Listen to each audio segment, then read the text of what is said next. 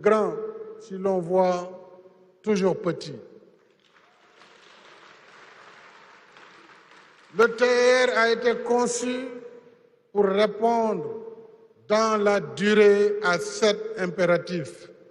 1.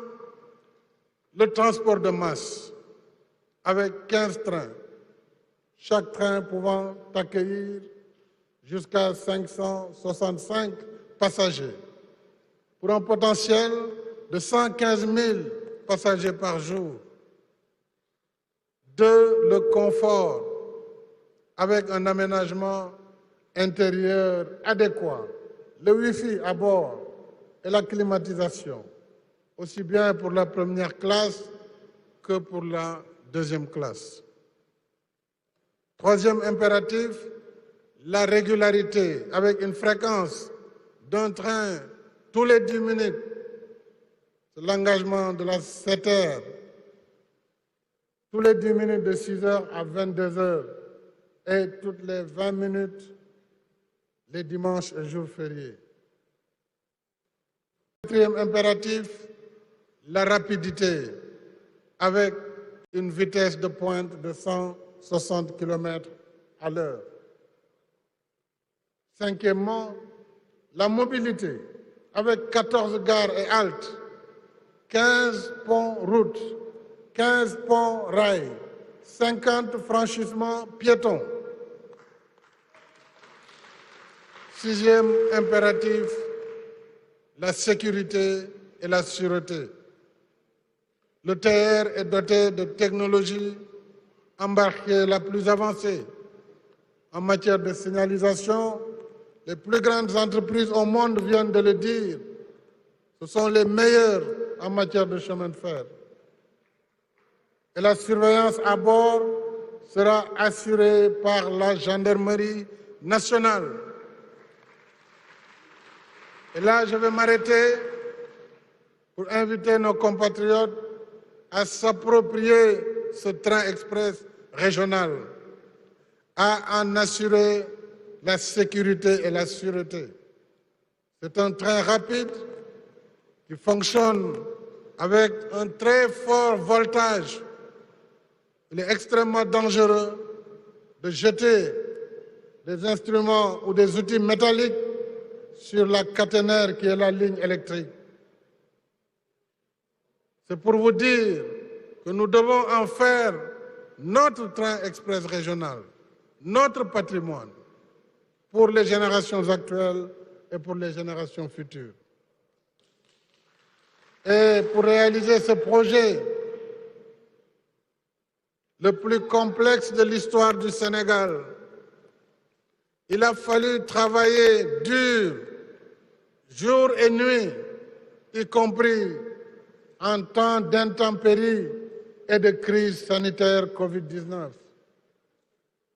De sa conception à sa réalisation, le TER a mobilisé une ingénierie technique et financière sophistiquée et exigé plusieurs acteurs intervenant dans des domaines divers et interdépendants. Au total, nous l'avons vu, le chantier a nécessité plus de 25 millions d'heures effectivement travaillées, 7 millions de mètres cubes de mouvements de terre, 300 000 mètres de rails, 300 000 mètres de ballast, 125 000 mètres cubes de béton et 20 800 tonnes d'acier, pour ne donner que quelques indicateurs de l'envergure du projet du TER. Ce projet a généré 4 119 emplois directs et 1 637 emplois indirects, dont la quasi-totalité est occupée aujourd'hui par des jeunes Sénégalais, jeunes hommes et jeunes filles en particulier.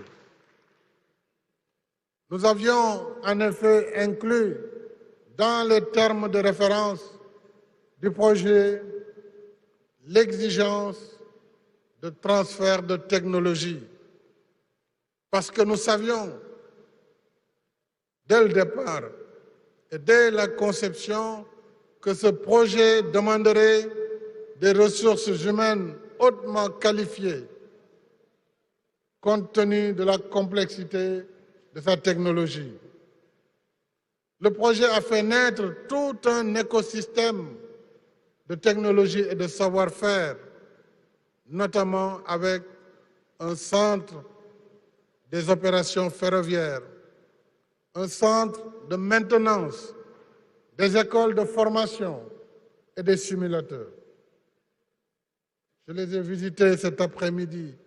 Je voudrais féliciter la CETER, la PIX, féliciter ces jeunes filles, garçons, hommes et femmes qui se sont engagés et qui ne doivent leur mérite d'être recrutés que par leurs compétences, puisque dès le départ, j'ai tenu à dire au président de la CETER, n'acceptez aucune pression politique.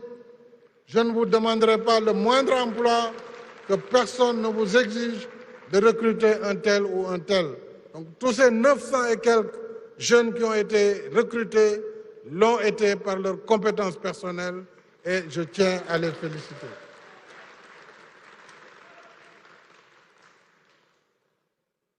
Aussi, avec l'accompagnement de nos partenaires, le TR roule grâce au savoir-faire de cette jeunesse formée dans tous les métiers technologiques, les métiers techniques, les métiers commerciaux et sécuritaires du ferroviaire.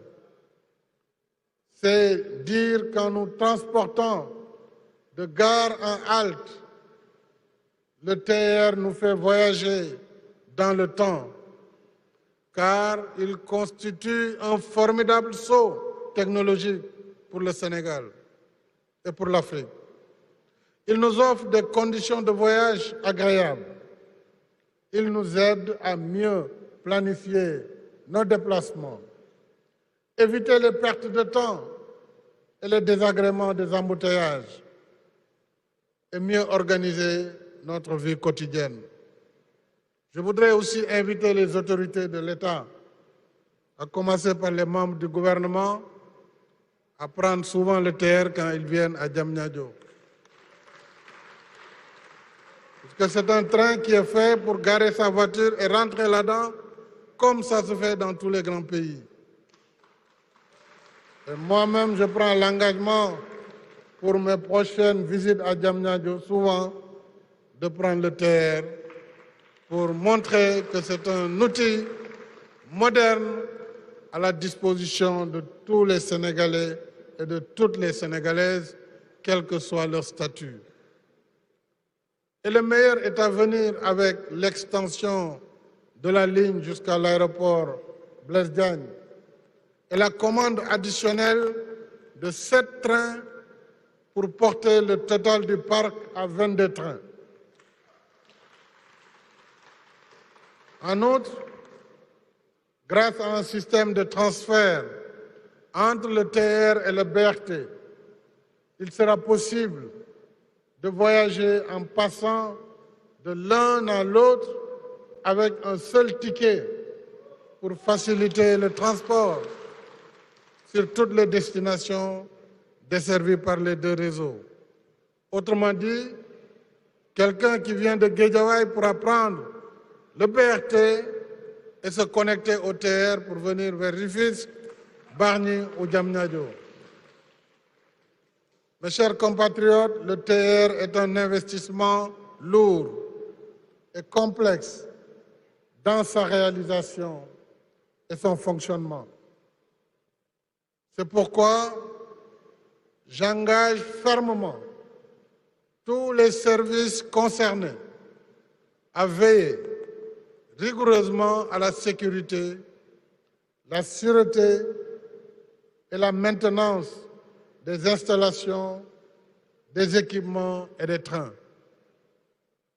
Je voudrais saluer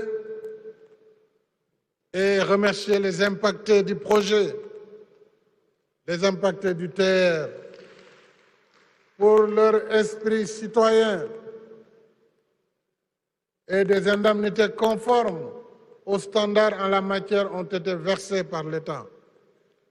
De plus, un effort supplémentaire a été consenti pour les impactés les plus vulnérables, suivant le décret 2021-434 du 8 avril 2021, qui attribue à chaque foyer une parcelle de 150 mètres carrés à Bambilor pour un total de 40 hectares.